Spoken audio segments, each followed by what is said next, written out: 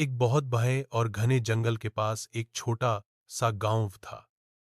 गांव के बच्चे दिन में जंगल में खेलने जाते थे, लेकिन शाम होते ही घर लौट आते थे, क्योंकि सब कहते थे कि रात में जंगल में अजीब अजीब आवाजें आती हैं, जैसे कोई भूत चीख रहा हो या हंस रहा हो।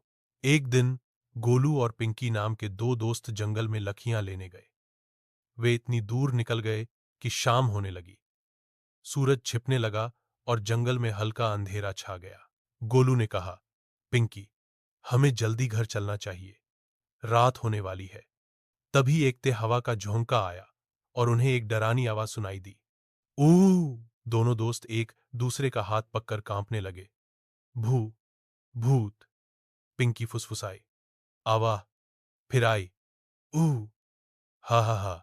यह हवा किसी के हंसने जैसी लग रही थी, पर बहुत ही अजीब थी। गोलू थोड़ा हिम्मत करके बोला, चलो देखते हैं कहां से आ रही है ये आवाज।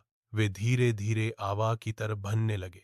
जैसे जैसे वे आगे बढ़े, आवा और तेज होती गई।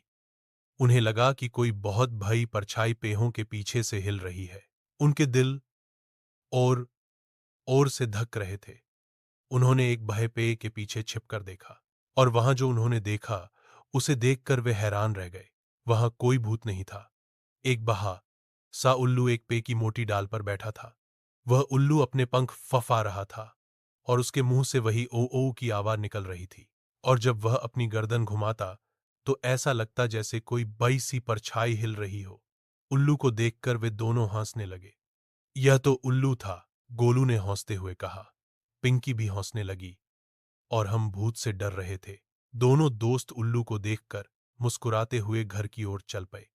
उन्हें पता चला कि कभी कभी जो चीजें हमें डरावनी लगती हैं, वे असल में वैसी होती नहीं है, बस हमें उन्हें करीब से देखने की जरूरत होती है।